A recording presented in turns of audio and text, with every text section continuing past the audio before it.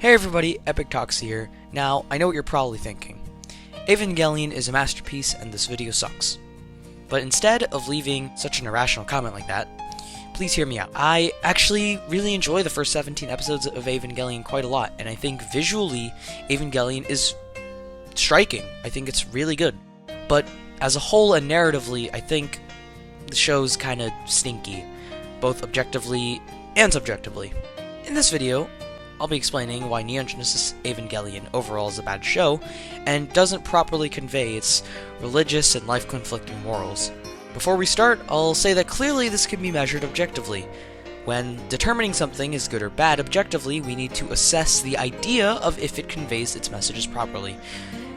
In this sense, at least. And to put it in baby terms, that basically means that does it tell its story properly, basically. That's pretty much the general consensus.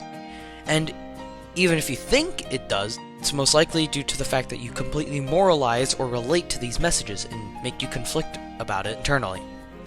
Whether this happened or not does not change the quality of how the show conveys these messages. So basically, if it happened to you, it doesn't actually change whether it's good or not. I'm just gonna put that up front. Alright, let's actually talk about why it fails in it, shall we? Let's start by analyzing the character, since I'm quite sure you know a lot about the plot. Third children, Shinji Ikari. He's the main protagonist of the show, and he's a pretty well-written one at that. In fact, he's the best character in the franchise. He goes through many hardships of learning both not to run away from his problems, to learning not to think so much of what other people think about him. But the way that last part is presented and written is, well, pretty bad. For example, his relationship with Kaoru, the fifth children, isn't developed very well. They have 3 intimate scenes together, then Shinji treats him as if he was the closest person to him, which can be argued is the point, but as the audience we do not care that Shinji is forced to kill him. Obviously, it is morally wrong. We do not care about the character to be concerned just as much as Shinji is. We don't have an attachment to Kaoru to care that Shinji is killing him. While again, it is morally wrong, we don't really care about the character itself. So we don't relate to Shinji as much for him dying. This is really negative to his character going forward, because the death of Kaoru is the basis of why Shinji does basically everything in End of Evangelion. Shinji doesn't also really learn anything as the main protagonist. When he quote-unquote learns not to run away from his problems and face them up front, he doesn't. And the way that I know he doesn't is because in the show, he does the exact same thing later on, which is obviously an issue. It's as if this lesson for his character did not resonate with him throughout the story at all. You can argue that this means he had a breakout and needed to be reminded of this message or something, but I find that to be nothing more than a weak excuse for poor writing. And again, I am measuring these on how well these messages and arcs are both visually and verbally presented. So whether or not these struggles relate to you or not has nothing to do with the actual quality of the writing and the presentation of the characters. Next, let's move on to his relationship with the other characters. Asuka. Chemistry between them it's nothing above average at best. The relationship peaks when Shinji realizes that he has been pushed away by everyone except for her, so he wants her to help him. But Asuka is not for it, and she finds him to be pathetic in End of Evangelion. So this is obviously all broken. In the bad ending, Shinji ends up shaken by Asuka's words, and he isn't able to accept that he shouldn't be afraid of becoming close to others. And Asuka encourages his train of thought by calling him pathetic, ending to be his final straw. And what does Shinji do to cope with the idea of always being afraid of what other people think of him?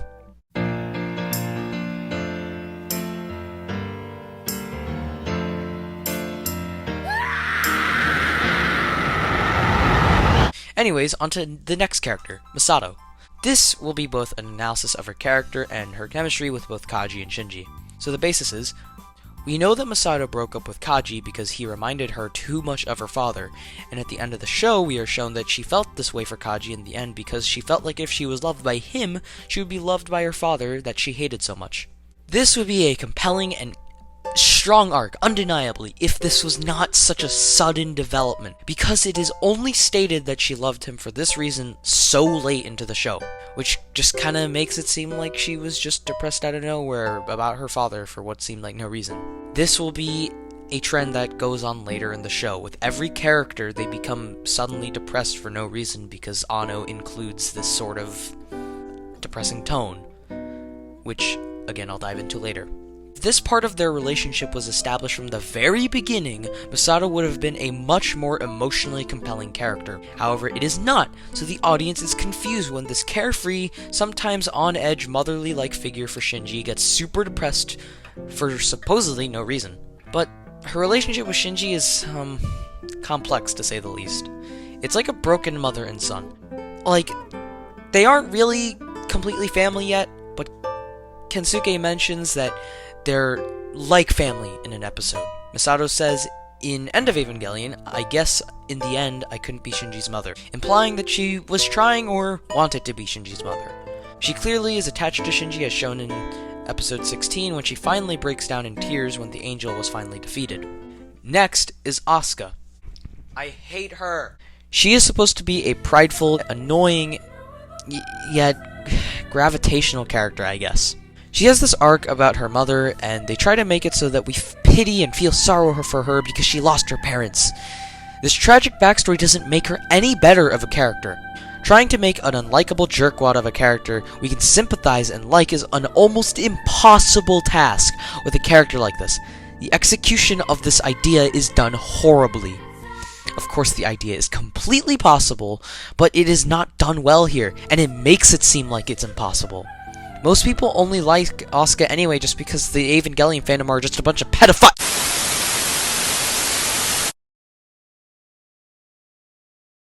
Anywho, sorry about that. Asuka's relationship with Rei is interesting. She views her similar to the doll that her mother was speaking to all the time and ignoring her, which I found really interesting, and Asuka has a real internal conflict on how to stray away from those bad memories of her mother killing herself. However, because of Rei being the way she is, she can never stray away from the memory. This is one of the subtle things in Evangelion's writing that I can really appreciate. But her fight in End of Evangelion is cool, so, that. She has a horrifying end there.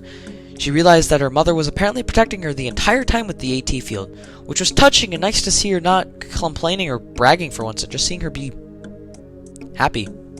Huh. Ironically, I was praising my least favorite character in the show. Well, let's change that, shall we? Again, her character and personality itself is very unlikable. But that's not a criticism to the writing, that's just how she is. But what I will criticize Asuka for is the fact that she's actually useless throughout the story. It's shown multiple times throughout the story that Rei is just as capable of doing everything Asuka is doing, but the only difference is the fight in End of Eva, which isn't really determined because Rei doesn't even pilot an Eva in End of Eva, so it's like she probably could have done the same. We just didn't get to see, so that's pretty much cancelled out too. But Asuka actually does something there, yet it doesn't matter anyways since she basically just gets mutilated and almost dies.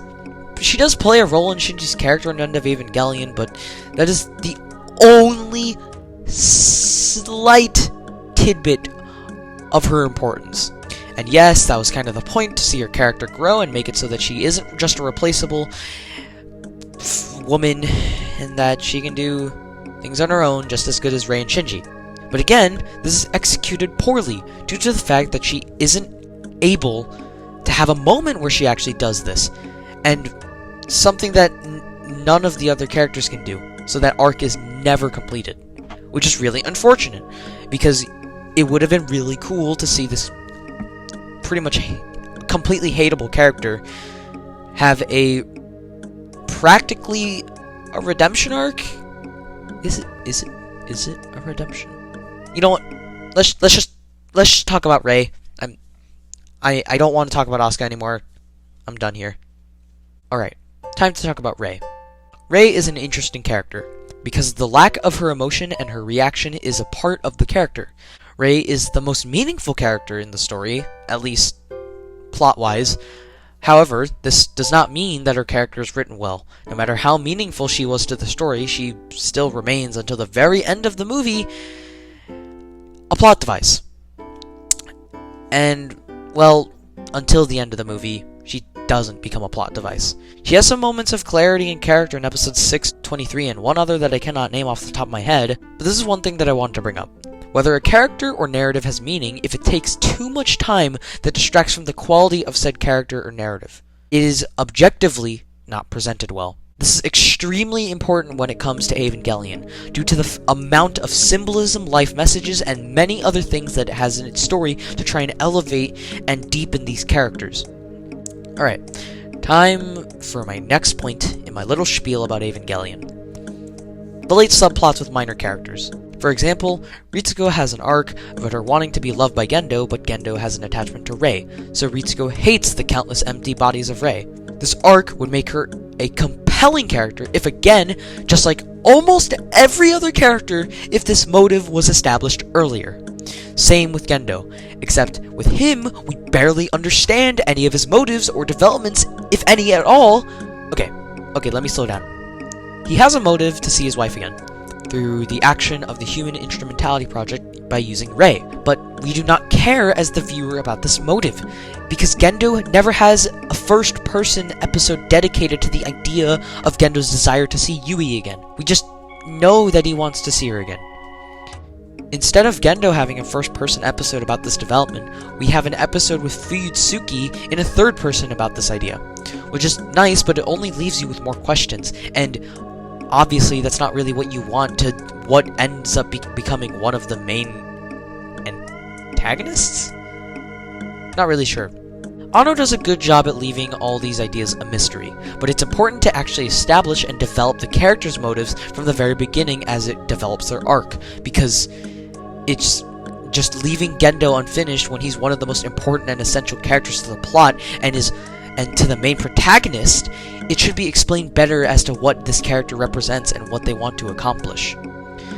I want you all to realize that all these motives and arcs are established at the very end of the show and in the movie, which is the part of Evangelion that I don't like. The problem with all these arcs is that they have the potential to make all these characters great, except for probably Rei, because she doesn't really have that much of an arc. Since all these arcs are introduced so late into the story, none of them matter, and they all blend in together, create a messy debacle, and try to add a depressing tone to the end of the story, which it succeeds in that latter, but I'll get to that. So in short, these late arcs about more minor characters like Ritsuko and Gendo are pointless, because they amount to nothing and they don't really add anything to the characters as a whole. Although they do add a tiny bit of depth, their arcs and motives should have been set in stone from the very beginning, just like Shinji, and ends up not being finished, so we never see their characters fully grow. Okay, now that we're finally done analyzing the characters, let's talk about the part that I've been waiting to tear into. The religious symbolism and narrative morals that Anno tries to convey throughout the story. First, let's talk about the first moral, escapism. The way that Anno tries to tell us this moral throughout the story is by using Shinji as the messenger, I guess. By using his character, he has a struggle in the story to not escape into fiction, and that in the real world you have responsibilities and struggles there too. That you shouldn't run away from your problems. This would be a great and compelling message if it were both visually and narratively presented properly, but it is not. Rather, this is presented through a bunch of poorly edited flashing images and reused clips. The budget for Evangelion was never cut, so this is just a really strange and weird creative decision. The lower quality and reuse of the same visuals might get you to think that the world is dissolving and that Shinji is replaying and reanimating his own world to the way he sees fit. Again, if this was verbally stated or shown, it would be a great way to narratively convey what Anno was feeling during the time of his depression. But it isn't. So we're just left with a messy, incomprehensible, extremely situational to understand message. This ending is actually supposed to take place when Shinji triggers the third impact in End of Evangelion, which we know the show's ending as the good ending, and the End of Eva ending as the bad ending, which I shouldn't have to explain, rather than the show itself being as complicated as it is. You shouldn't have to watch the show and movie at the same time in order to understand the ending. If you do, you still are left with a bunch of unanswered questions. For example, what would Shinji's ideal world really look like? That's like the whole motive of his final arc. Why was Asuka's mom protecting her the entire time? Was this a part of her arc? We don't know, because it's never explored. Why didn't we explore any of this before? Literally any of it. And literally, what is up with Giant Ray? All of this is visually presented, yet it is never narratively or verbally explained. That is the biggest problem with Evangelion. It has so many good ideas and so many things that they could try and do, but it's never explained. Rather, you have to interpret it yourself, which isn't actually canon to the story. You have to try and come up with why this is important, why this happened, and why it does what it does. That shouldn't be the way it is. That is not good. that basically means that objectively they didn't present the story well enough for you to understand. These are all questions that were mostly left unanswered. To understand these questions, we have to go and look up End of Evangelion Explained, which is something that we shouldn't have to do as the viewer in order to understand the story. Next theme is loneliness. It's like the main core of the story, at least towards the end of it. Again, this theme is great and uplifting, but this is not only not explored thoroughly, but visually it is presented in a way where we're like almost nobody can decipher it without over-analyzing the show, like I have. Which again, I should not have to do this if the theme is supposed to be the main moral core of the show. The problem with the themes of the show is that only Shinji fits the criteria of the arcs that they give the characters. The depressing factor of loneliness and escapism in easier to explain terms. The narrative should have been made to fit the characters, or vice versa. If you shape the characters' traits to show a narrative theme that doesn't fit the show visually, then everything will be convoluted and cluttered, and left with, again, more questions. Alright, now let's talk about the pointless religious ideology. In End of Evangelion, the mass-produced Evas are in a pose, in a cross-like shape, similar to Jesus Christ. Now, whether this offends you in any way is up to you, subjective interpretation, I don't really care. Anyway, my point is, this is all meaningless. None of it matters to the theme, narrative, characters, story, or anything. This would not be a problem if it was just a creative design, or for a couple scenes. But there is so much of it, and in End of Eva, there is a plethora of it. Like Unit 1 becoming a cross and angel-like figure, Giant Ray literally resembles an angel and sprouts wings later on, explosions and blasts in Evangelion always seem to resemble a cross. There are multiple other examples of this. Anno claimed that this is only included because, well, it looked cool. Now, this is where I have a problem with this. People interpret End of Evangelion as a masterpiece for comparing this to actual theology and saying that this is a representation of God being unhappy with the world and other mumbo-jumbo. But this is meaningless to the story and narrative. I think you... Do you guys realize that? This is completely meaningless to the story and narrative. It does not do anything for the plot. Basically, the religious symbolism is unnecessary and is unrightfully praised. Again, I won't take away the fact whether the show and movie allowed you to have an internal conflict about your life. That's honestly great, and I feel liberated knowing that the show helped you with your mental health. But that doesn't excuse the poor execution of this show that disguises itself in giant robots, fan service, theology, and misplaced psychoanalysis. Again, whether or not this show affected you on an emotional, mental, or psychological level does not determine the actual quality in which the media is presented. Okay, but let's answer the question. Does Neon Genesis Evangelion suck? In a sense, yes. Yes, it does. In most cases, actually. Does it fail to deliver a satisfying end that wraps up the original story? Yes, it absolutely fails in that regard.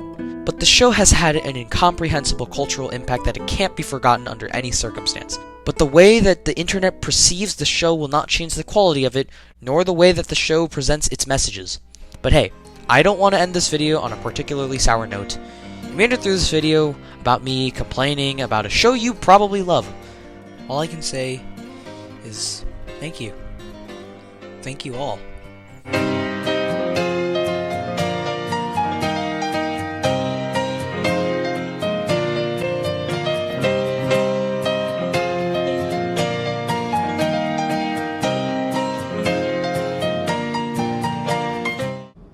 have Uno, so go fuck off.